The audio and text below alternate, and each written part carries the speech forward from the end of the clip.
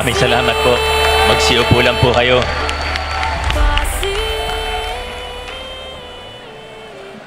Isang mapagpalang araw sa ating lahat. Maraming salamat po sa bawat isang Pasigenyo na kasama natin ngayon sa Rizal High School Gymnasium. Okay pa po ba kayo? Inaantok na po ba kayo? Bakit yes? Sa ating mahal na Congressman Roman, sabi niya nga po kanina sa ibang lungsod ay hindi naman po talaga kasama o nagsasalita ang isang congressman. Pero alam po ninyo, yung mga nagagawa natin sa ating lokal na pamahalaan sa ngayon, sa akin po bilang isang alkalde, alam po natin may pagkakaiba o pagkakaiwalay ang trabaho ng isang congressman sa lehislatura at sa lokal na pamahalaan. Pero ang totoo po niyan, yung mga nagagawa natin ngayon ay hindi naging posible kung hindi po dahil sa ating congressman. Kaya Kong Roman, maraming salamat. At kailangan ko lang din banggitin, hindi po ako mahilig mambola, pero sa totoo po, lagi niya pong sinasabi, nakaka-proud maging isang Pasigenyo dahil sa mga nangyayari sa ating lungsod. Pero kahit sinong makausap ko, kahit yung mga staff sa Kongreso, kahit nga sa Senado, pag nakakausap ko po mga staff doon at iba pong mga mababatas doon, lagi po nilang sinasabi na bilib po sila sa ating congressman. At ang ating congressman dito, swerte po tayo dahil isa sa pinakamasipag at produktibo na congressman sa buong Pilipinas.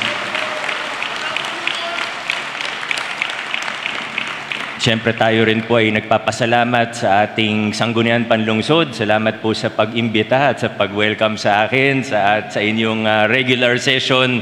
Hindi ko na po kayo isa-isahin na. Pero siyempre, kailangan po natin banggitin ang isa sa naging susi sa pagtaas ng antas ng ating Sangguniang Panlungsod.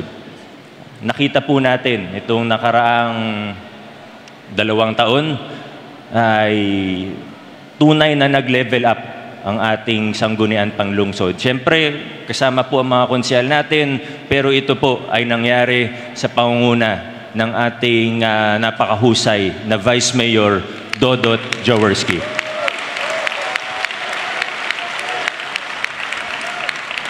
At dahil po dyan, nais ko po kayong pasalamatan sa pagpunta sa birthday celebration ng ating Vice Mayor. Happy birthday, Vice!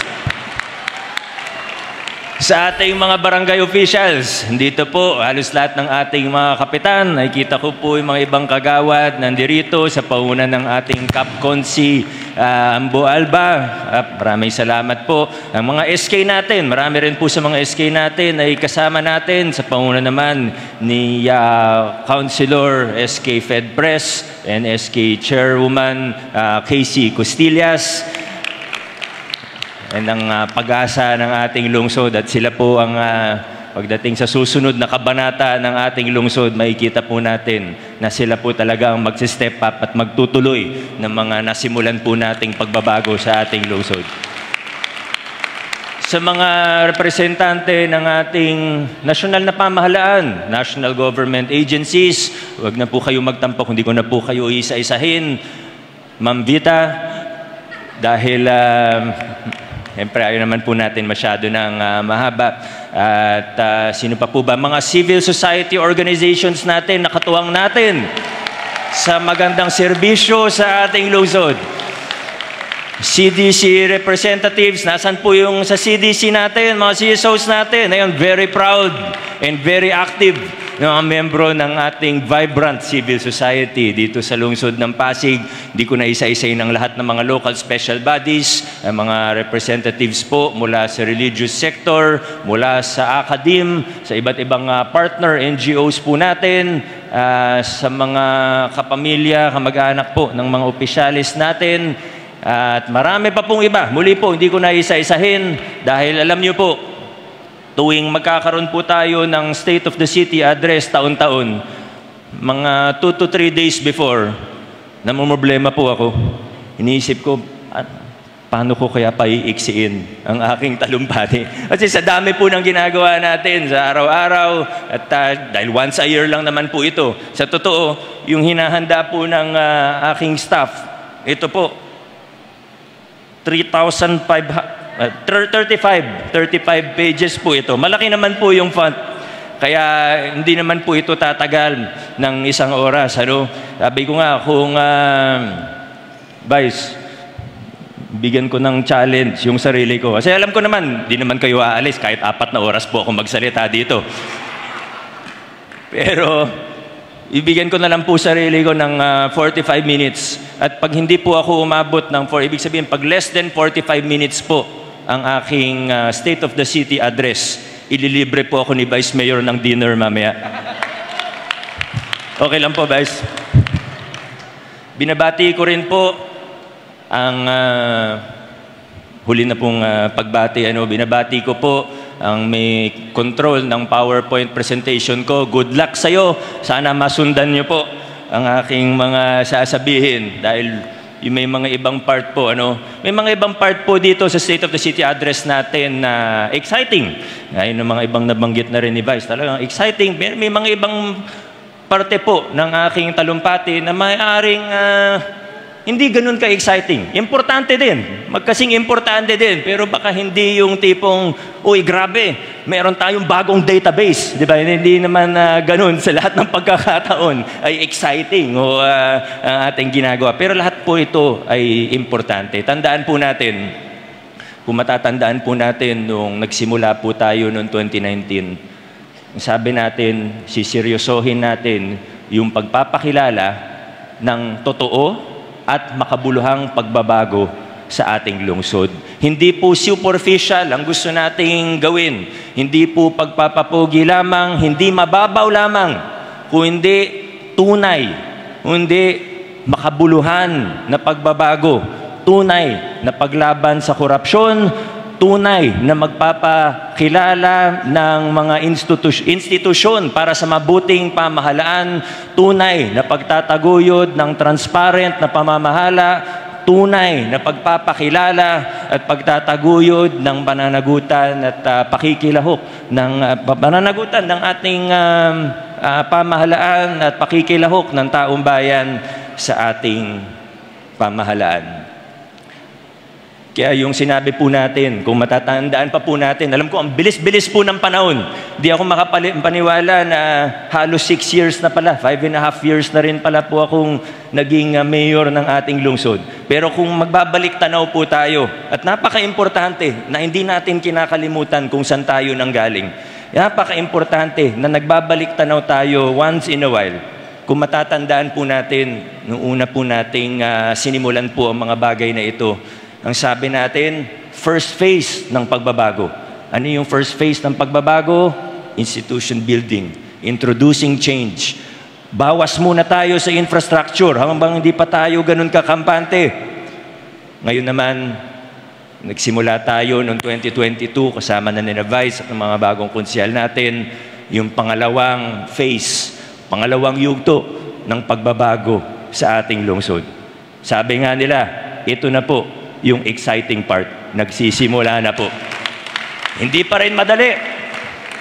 Hindi pa rin smooth sailing. It will never be easy. It will never be smooth sailing. The quest for good governance will always be difficult. Pero napakarami na po nating napagtatagumpayan dito sa ating mahal na lungsod. Simulan po natin ang ating pag-ulat sa kalusugang pangkalahatan tungo sa universal healthcare sa ating lungsod.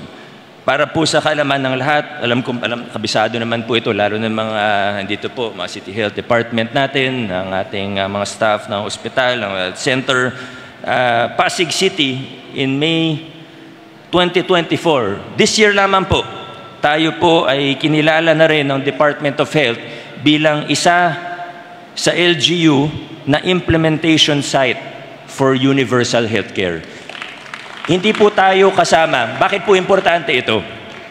Dahil hindi po tayo kasama dun sa mga unang napili. Nung naipasa po yung Universal Health Law, hindi po kasama yung Pasig. Sa Metro Manila, dadalawa lang po sila nung panahon na yon, kundi 3. Pagkakatanda ko po, 2 lang po yun. Pero kahit na nung May 2024 pa lang po tayo nasama formally bilang isang integration site para sa universal healthcare. Kung matitingnan po ninyo ang grado natin, kung matitingnan niyo po ang iba't ibang criteria tungo sa universal healthcare, makikita niyo po na isa po tayo sa nangunguna sa buong Pilipinas. Yung mga numbers, yung mga detalye, hindi ko na po babanggitin. Mababasa nyo naman po at ang gagawin na lang po namin ng team kasama ng PIO sa susunod na mga araw, yung mga detalye, ipopost na lang po natin para ma-abbreviate po ang ating talumpati. Kasama po sa ginagawa natin dito, alam ko nabanggit ko na rin po ito, hindi lang naman ito accomplishment for 2023 or 2024. Pero alam niyo po mga kaibigan, siguro isang pagkakamali ko bilang mayor, minsan hindi ko masyadong na-share sa inyo yung mga accomplishment natin. Hindi tayo masyadong sanay sa pagkuha ng credit. May pros and cons naman yun, pero paminsan hindi nalalaman ng tao, ano ba yung nagawa na natin? Alam niyo sa ating mga ospital, very challenging. Ang ospital po, kahit saang LGU kayo magtanong, probinsya, munisipyo, syudad, ospital po, sa lahat ng departamento, ospital ang pinakamahirap i-manage. Kahit sinong gobernador, mayor, tanungin po ninyo. Pero dito po sa Pasig, inaayos po natin, napakahusay ng mga staff natin sa ating ospital. At kung may challenge man, makikita po natin na ito, hindi naman po dahil nandito rin po sila. Pero masasabi po natin, isa sa, yung 2 ospital natin, banggitin na natin pareho, ay isa sa best, o 2 sa best performing na locally run hospitals sa ating bansa. At isang halimbawa po, yung sinasabi at pinagmamalaki po natin ngayon na no balance billing sa ating mga ospital. Minsan, bilang mga Pasigenyo, ika nga, sometimes we take things for granted. Pag pumunta po tayo sa ospital natin at nasa ward tayo, pag madi-discharge na po tayo bilang mga Pasigenyo, no balance billing po ang ina-apply natin. Walang binabayaran ang mga kapwa natin Pasigenyo pag galing sila sa ward ng ating isabihin, 0 yung bill nila.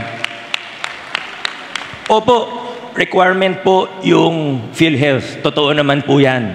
Pero sa totoo, mas malaki yung subsidy mula sa lokal na pamahalaan. Kaya po natin na ipapatupad ang no balance billing po natin. At syempre yung sistema ng ating ospital. Hinahanap ko po yung exact sa PCCH, ang local subsidy po natin, bukod pa sa MAIP, bukod pa sa tulong ng nasyonal na pamahalaan sa PCCH, more than 35,000 patients, 142 million pesos po ang nilaan natin para sa tulong sa mga nangangailangan nating pasyente. Sa PCGH, mas marami po, syempre, noong 2024, so far, 24,000 patients, 111 million in subsidies, hindi pa po tapos ang taon.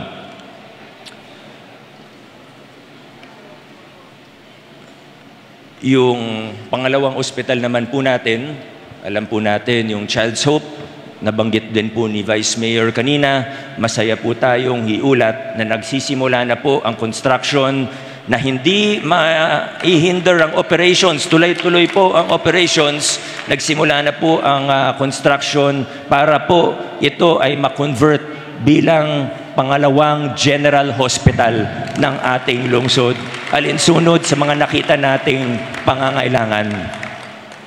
Ito po ay pinag-aralan po natin kasama ng committee natin, kasama si Councilor Eric, at nakita po natin yung mga pagkukulang natin, marami po at ma-enhance natin yung mga serbisyo, madadagdagan natin ang serbisyo na napaprovide sa ating mga ospital at may mas malapit dito sa District 1 at ito po, isa sa susi, yung pag-convert natin na walang maapektuhan. Yung mga current services, tuloy pa rin pero makakapagdagdag po tayo ng serbisyo sa pamamagitan ng Pasig Hope General Hospital.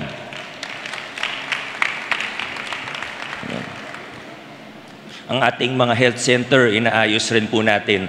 Sa lahat po ng mga babanggitin ko, makikita po natin ang tema. Pag-aayos muna ng sistema, institution building, phase 2, dyan po yung mga infrastructure work na nakikita naman po natin kung nag-iikot po tayo sa Pasig na marami na po ay nag-uumpisa. Hindi yun yung prioridad, pero makikita natin marami na rin po ito. Sa mga health centers natin, salamat sa ating City Health Department, out of 42, 30 ay accredited na po bilang primary care facility ng Department of Health. Salamat sa ordinansa po na naipasa ng ating Sangguniang Panlungsod. Tayo ang pangalawa sa NCR na may pinakamaraming primary care facilities na lisensyado ng Department of Health. Inilunsad na rin po natin ang inaabangan ng marami sa ating mga kababayan, lalo na senior citizens, na house-to-house delivery of maintenance medicines. Ang importante po dito, sa totoo lang po, ay hindi yung maintenance medicine mismo, kundi po yung mga PHA natin at yung mga medical staff po natin sa center ay mag-iikot at titingnan, mas mamamonitor po natin ang kalagayan at na estado ng kalusugan ng ating mga mamamayan, lalo na senior citizens po natin. Alam nyo, yung mga gamot po natin, andyan naman si Doc P, yung sa totoo lang po, hindi naman po volume yung nagiging challenge natin. Dahil kahit tingnan nyo po, hindi po natin, tingnan natin yung mga ino-order natin, ng mga maintenance medicine. Ito siguro isa sa issue na sinusubukan gamitin ng mga hindi talaga nakakaintindi kung ano ba yung nangyayari. Kasi sa totoo, meron tayo mga health center na sobra-sobra yung ibang mga gamot na nagtatawag na po sila ng pasyente para sabihin na, uy, may gamot pa tayo para sa high blood, may pa tayo, punta na kayo dito para kunin nyo. Pag nagbabahay-bahay po sila, meron tayo mga, sa maniwala kayo, sa hindi, meron tayo mga health center na ganun po ang nangyayari. Pero, sabi ko nga, alam naman natin, hindi tayo perpekto, may mga ini-improve pa po tayo. Ang talagang kailangan po natin i-improve pagdating sa gamot sa health center ay yung scheduling at yung delivery po natin sa health centers. Delivery papunta sa depot at mula po sa depot papunta sa health centers natin. Yan po talaga yung kailangan natin i-work on. Hindi volume ang problema natin kasi sapat, sobra pa nga yung volume natin. Kailangan lang maayos natin yung sistema, ma-improve natin yung sistema para sa delivery. Again, papuntang depot at papuntang health center at kung paano yung sistema din ng distribution. Kaya ito pong house-to-house na nasimulan na sa barangay Malinaw, pati sa barangay Santa Lucia, ay sinubukan natin. Isa muna sa District 1, District 2. Pero sa totoo, ginagawa na rin ito ng mga ibang health center sa ibang barangay. Hindi pa lang formal o opisyal.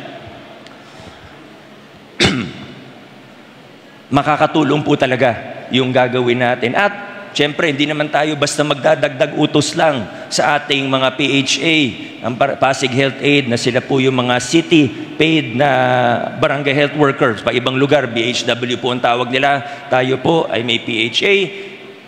Kung pwede pong ihabang ni Doc P ng konti, alam niyo po ba ng mga health worker natin na city-paid ay among the highest paid in the entire country.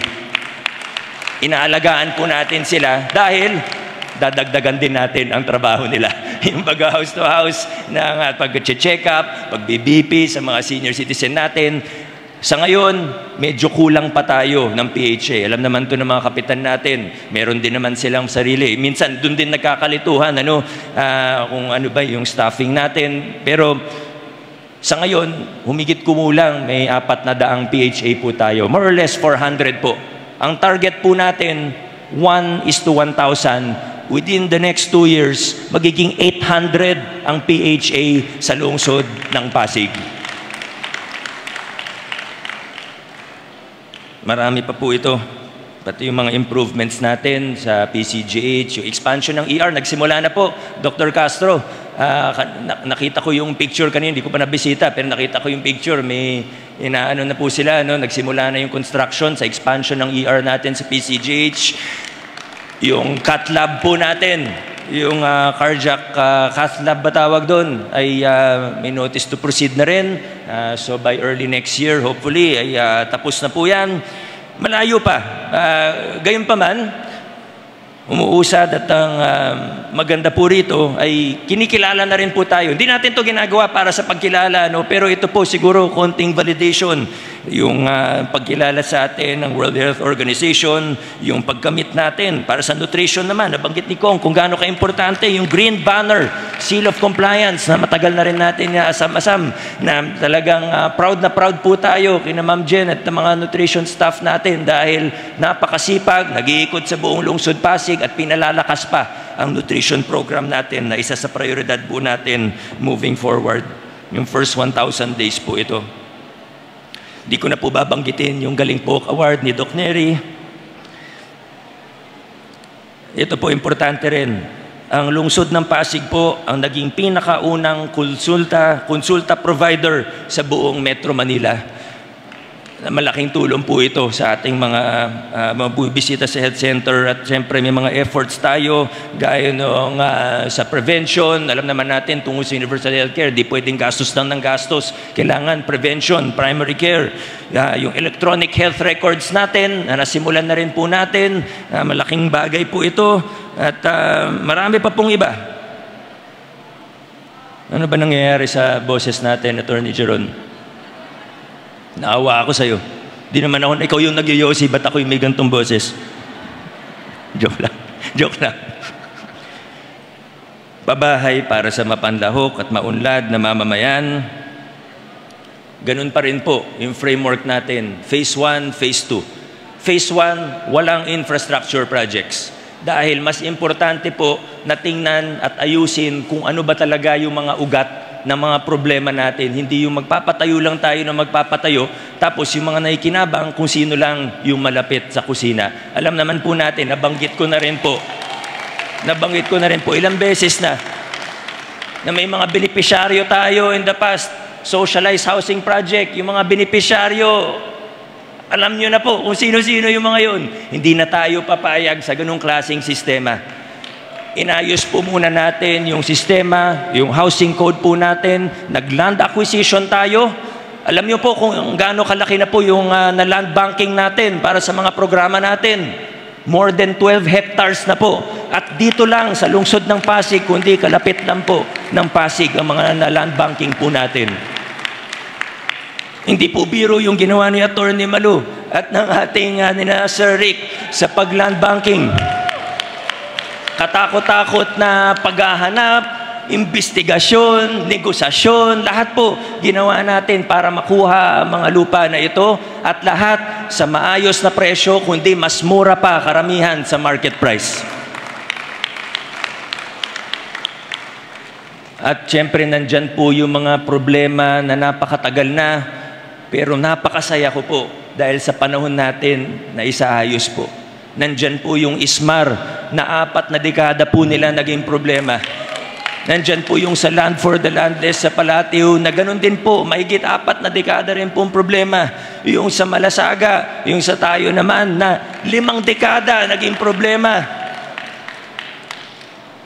At marami pa pong iba. 4 decades, 5 decades na problema ng ating lungsod. Masayang-masaya po ako na ako po ay nandirito sa panahon na naayos po ang mga issue, ang mga problema na yun. Sa mga tumulong, alam nyo na po kung sino kayo. Pati sa mga HOA, sa mga grupo, sa mga legal team natin na tumulong, sa puso lalo na. At ngayon naman po, sabi nga, ito na yung exciting part.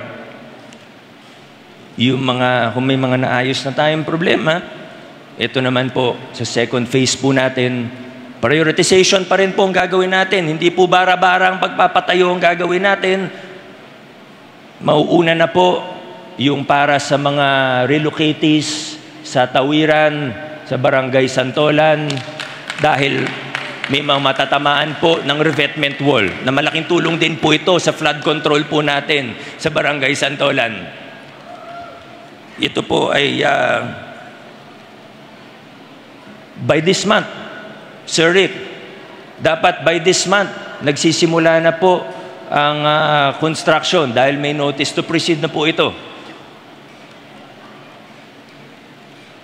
Susunod po dyan yung originally People's Plan, pero alam naman natin kung gaano kahirap yung People's Plan at nagpapasalamat po ako sa HOA, sa mga taga West Bank ng ating floodway dahil pumayag po sila na wag na siya i-People's Plan kundi saluhin na ng pamahalaan. Una po na i-usufruct na natin yung lupa in their favor, pero dahil talaga mahirap ang People's Plan, sasaluhin na po natin at ongoing po yung negotiations at hopefully by the end of the year, nagtatayo na rin po tayo sa daang bangka for the benefit of those from the Rosario West Bank.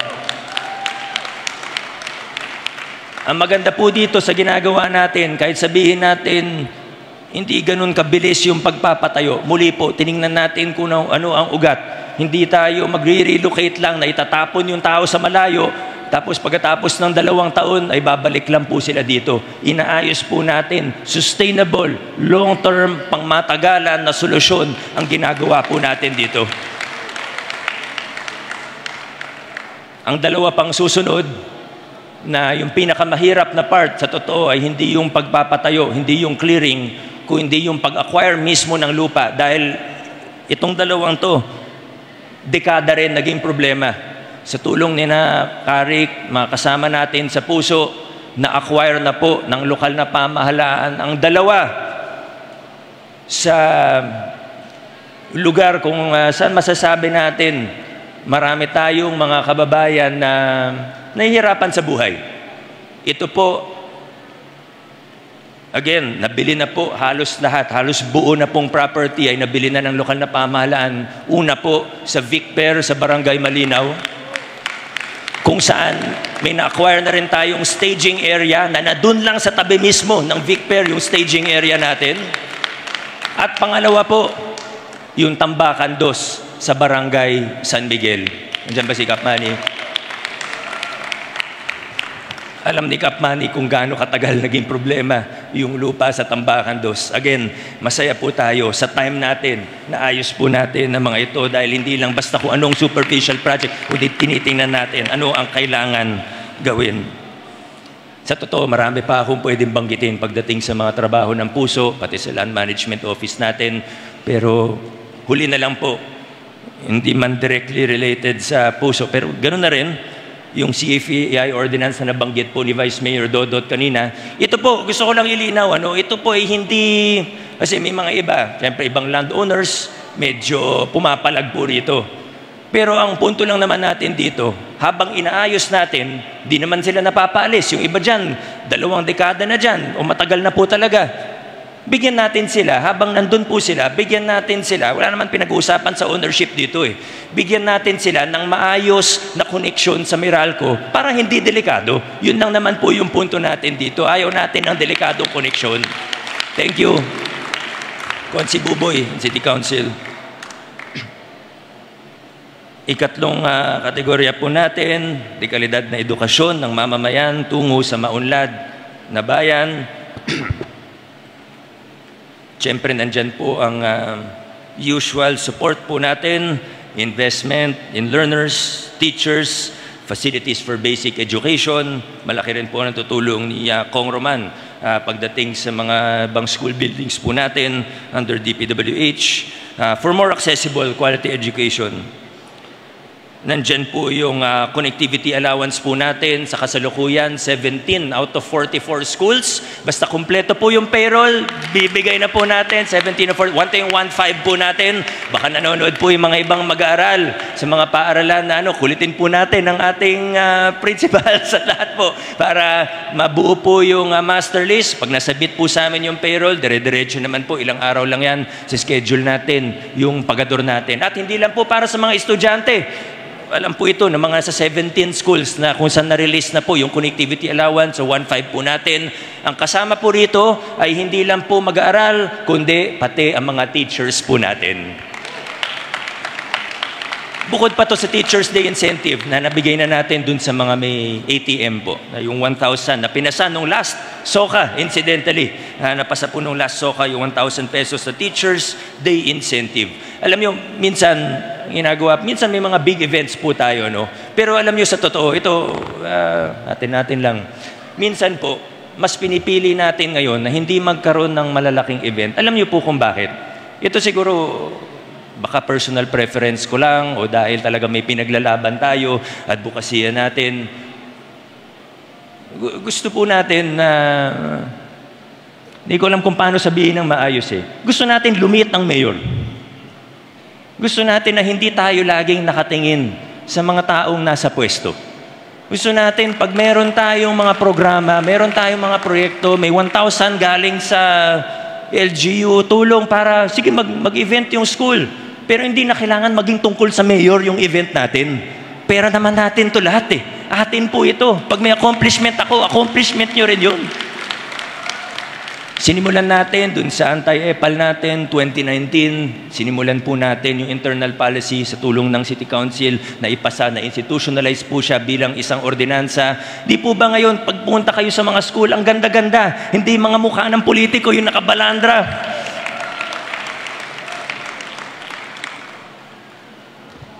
Nabanggit ko lang.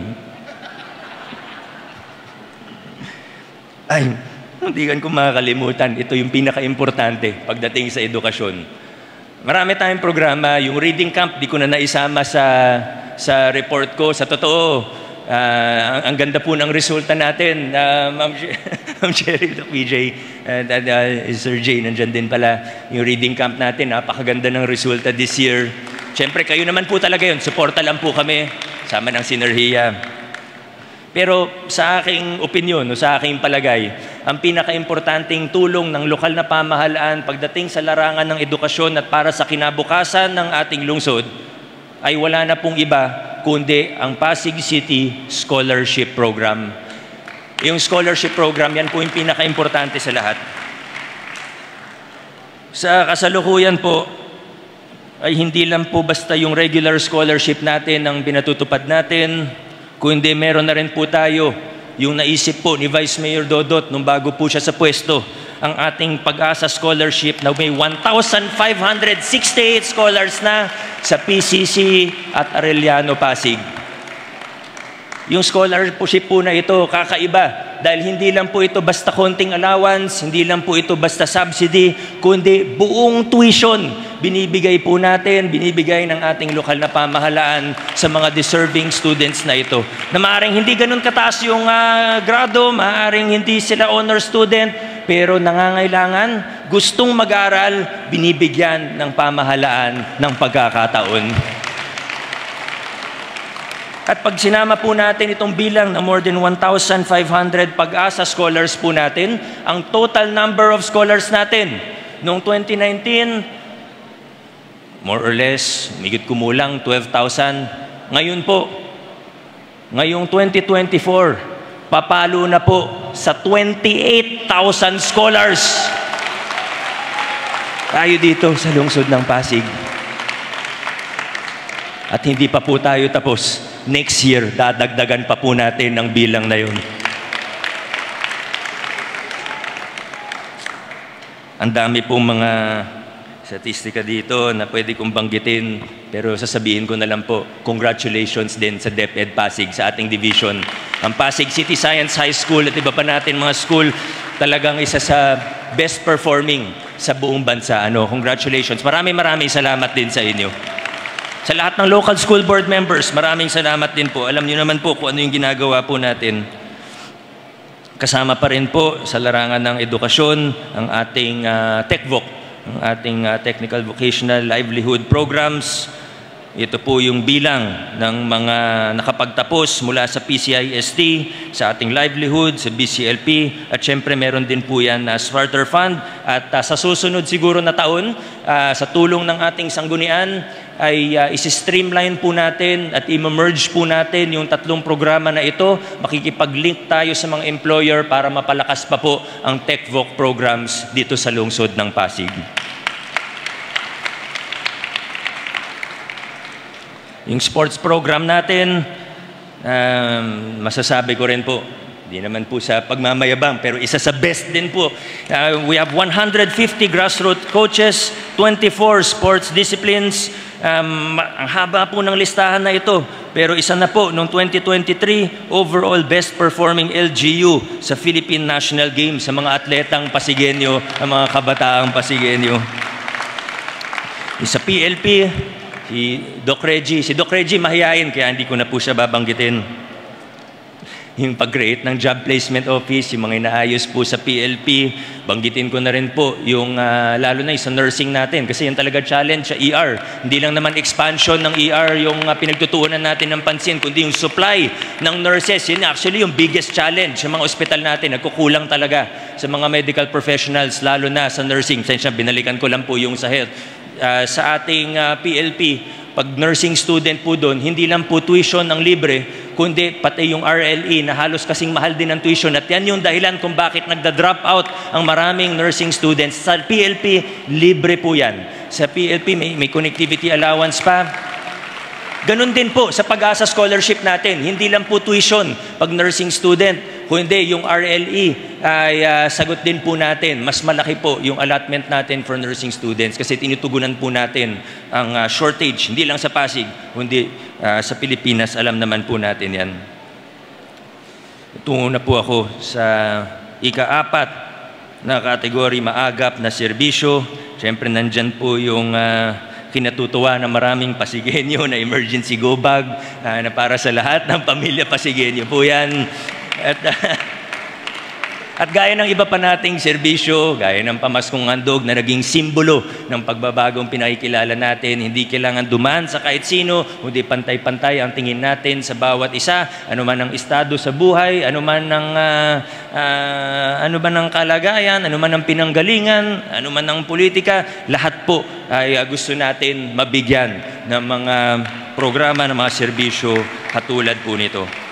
Nandyan po yung patient transfer vehicles natin. Basically, ambulansya po yun. Yung ICS training, mahalaga din po yan, lalo na pagdating sa disaster response, yung pag-streamline natin ng mga proseso, pati sa evacuation site, sa tulong ng mga barangay natin na madalas pong tinatamaan. Yung mga partnerships natin sa iba't ibang mga grupo, yung tulong sa mga biktima ng sakuna, na masasabi po natin, binibigay natin ang best na makakaya ng ating pamahalaan. Pati yung hindi lang sa fire victims na may financial assistance, pati po sa flood victims, nagbigay po tayo ng tulong pinansyal. Nagbigay po tayo ng tulong pinansyal para sa mga flood victims po natin. At ito po, alam ko po, inaabangan ng maraming Pasigueño. Siguro sa ibang lugar, baka nahihirapan pa po sila dahil kulang ng pondo. Pero tayo po sa lungsod ng Pasig ay nasimulan na po natin yung financial assistance or cash subsidy sa ating mga solo parents.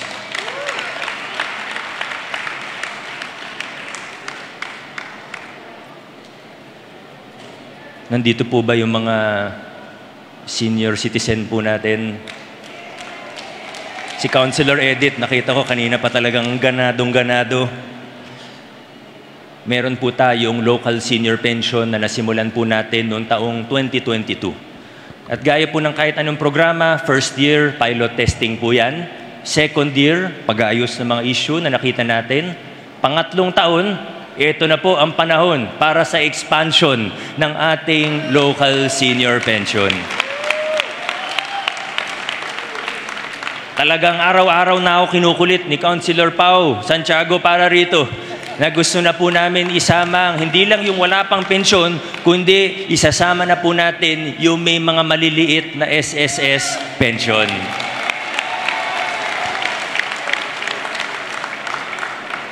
Halatang may SSS pension sila.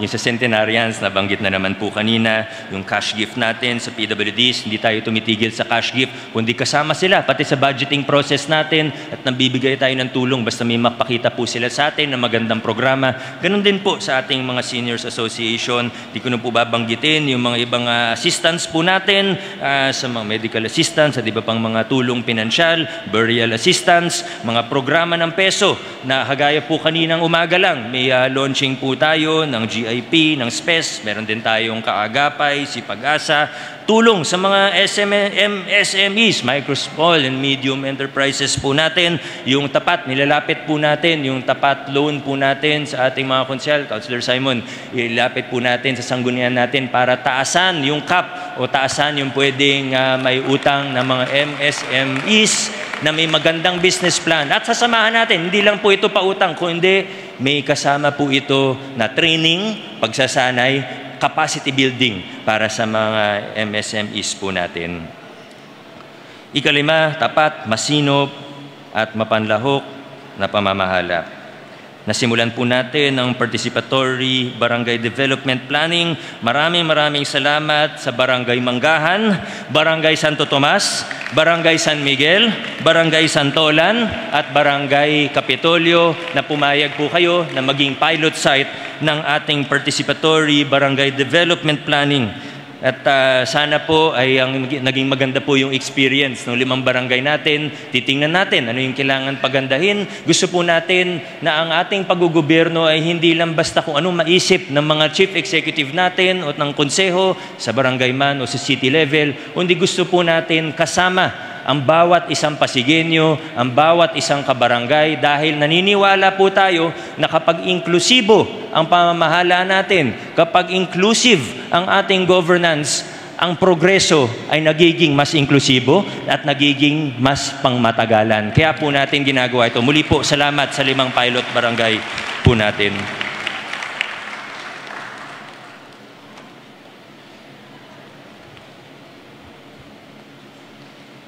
Mga SK natin, okay lang naman kayo, di ba? Si Press Casey na ang magkukwento nito sa inyo. 3 pages din to. Punta na ako sa next. Revenue generation efficiency. At ito rin naman po, may nalaktawan lang po ako, ito rin naman po yung dahilan kung bakit tayo nakakapagbigay ng tulong sa ating mga barangay. Pinapatayan nyo na ako ng ilaw. May fire extinguisher ba dyan? Baka parang last year na naman to,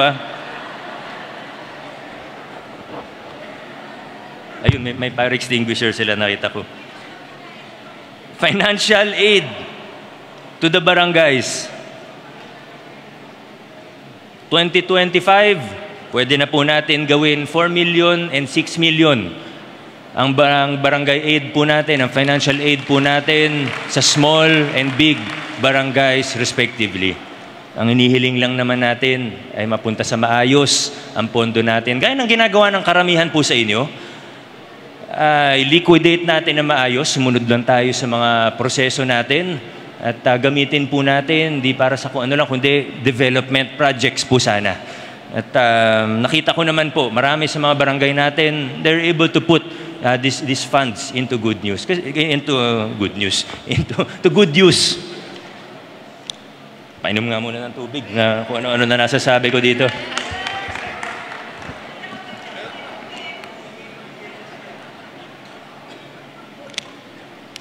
Kanina pa sila alok ng tubig sa akin .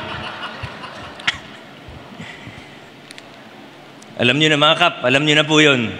Basta from 3 and 5 million, magiging 4 and 6 million regular na po ito. Hanggat kaya po, syempre, ng ating pondo. Alam niyo, maganda po ngayon sa ating lungsod. Noong 2019, hindi naman natin naging focus talaga yung income generation. Maalala po ng mga ospital natin, na may ibang opisina natin, sinasabi ko nga sa kanila ng mga panahon na yun, hindi yan ang focus natin. Services, huwag nyo intindihin. Kung hindi nyo maabot yung income targets nyo, okay lang. Noong 2019, yan lang lagi ko pong sinasabi sa kanila. Pero kahit ganun po ang directives natin, nakita po natin dahil sa streamlining, dahil sa pag-aayos, dahil sa institutionalization of good governance practice, kahit po bumaba pa nga, may panahon after pandemic, bumaba pa po yung national tax allotment po natin. Bumaba po yung NTA natin. Pero yung mga locally sourced revenues po natin, yung income natin na galing sa lokal, business tax, amilyar, tumaas pa rin po ng tumaas. Hindi po bumaba kahit panahon ng pandemic ang income ng ating lungsod. Maraming salamat, BPLD, Treasury, assessors, at syempre team effort naman po ito. In 2023, Pasig achieved a total operating income of 15.6 billion, marking a 20% growth, largely driven by improved local economic conditions and more efficient tax collection strategies and notice serving. Local taxes revenue surged by almost 30%, amounting to almost 11 billion. Notably, real property tax revenue skyrocketed by 178%. Other tax collections saw an increase by 12%, 26.1% to 2.2 billion, fueled by significant rises. Bakit ko po binabanggit ito? Kahit na may time, bumaba ng 10%, yung NTA natin, pataas ng pataas po yung side. Bakit ko po binabanggit ito? Una, para pasalamatan po yung mga opisina natin na talagang nagtrabaho, nagpakilala ng pagbabago, improvements, para pataas ng pataas yung collection natin. Pero, kaya ako rin po binabanggit ito ngayon, sa harap po ninyong lahat, at for the benefit of those who are watching at home, dahil ang ibig sabihin nito, hindi natin kailangan magtaas ng tax rates sa lungsod ng Pasig. Business taxes, amilyar po natin, hindi natin kailangan taasan yung rates. Steady lang po tayo. Sa ibang lugar, kailangan nila kasi kailangan ng income, magtataas ng tax. Tayo po, hindi. Habang nandito po ako, hindi tayo magtataas ng tax rate. Hindi po kailangan kasi tumataas naman po ang income natin. Kaya baka magulat din po kayo kung bakit ganito nakalaki ang budget na sinasubmit natin sa ating sanggunian panlungsod.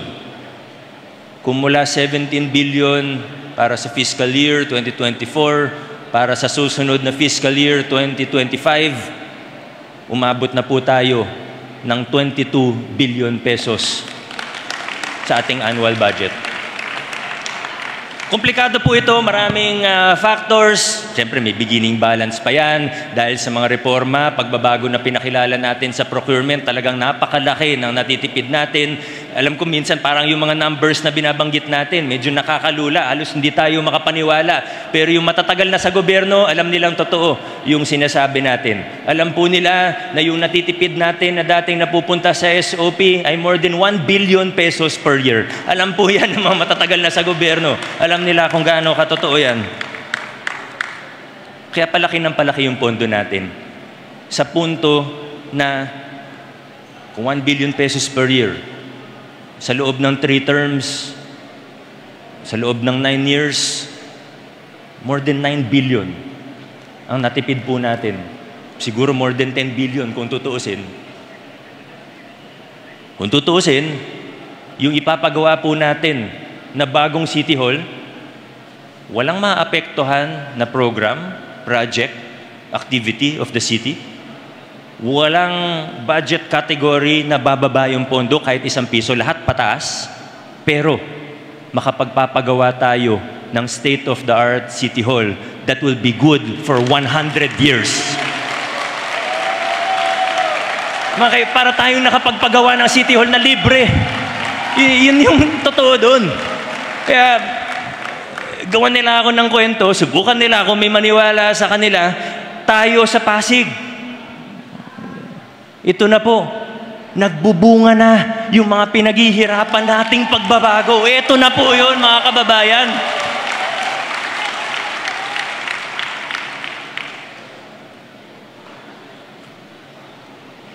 Napag-usapan na rin ng pagbabago, isa sa pinakamalaking pagbabago na pinakilala natin ay sa larangan ng human resources sa mga empleyado ng ating pamahalaan. Ang ganda po ng sinabi kanina ng ating Vice Mayor Dodot na ang mission po natin dito ay kasama yung regularization, learning and development programs, capacity building, rewards and recognition po natin, recruitment, selection, and placement, the reforms that we have introduced. Hindi lahat ay, again, sabi ko kanina, hindi lahat exciting pakinggan, pero ito po yung pundasyon para sa kinabukasan ng ating lungsod. Kasi mas malakas ang HR, mas malakas ang birokrasya mo, sa susunod na mga panahon, paganda ng paganda ang serbisyo ng pamahalaan. Kahit sino pa maupo na mayor, kahit sino maging konsehal, importante yung backbone natin. Importante yung human resources natin. Kaya ito yung pinagtuunan natin ng pansin. Marami akong pwede banggitin, yung 4 pillars. Kaya tayo naka-Prime HRM Level 2 na tayo ang biggest government agency sa Pilipinas na nakarating sa Level 2 ng Prime HRM ng Civil Service Commission. Marami pong accomplishments dyan, pero isa lang po ang babanggitin ko. Pero bago ko sabihin, ba't ka natatawa kung si Pao? Nabitin ka ba? Sige, next Monday ko na lang sasabihin. Kaya po natin ginagawa ito, muli po, dahil naniniwala tayo na isa ito sa kasama sa pundasyon para sa isang mas magandang bukas, para sa ating lokal na pamahalaan, para sa ating bayan, para sa mga Pasigueño, para sa susunod na henerasyon ng mga Pasigueño. Kasama po sa misyon natin, bukod sa magtataas ng antas ng birokrasya, nabanggit na po ni Vice Mayor kanina, nilalayo natin ang ating human resources, ang ating mga kawani o empleyado, nilalayo po natin sila mula sa politika. Nilalayo natin sila mula sa politika. Trabaho lang dapat ang iniisip nila. Hindi yung every 3 years ay kakabahan sila. Naku, kailangan ito yung manalo. Kundi baka mawalan ako ng trabaho. Naku, titingnan na naman kung sino yung iboboto ko. Alam na natin dito to, pero yun yung sinasabi sa kanila dati. And for this reason, I am happy to announce that for the first time in the history of Pasig City, this year 2024, we now have more regular employees than contractual employees, casual and job order combined.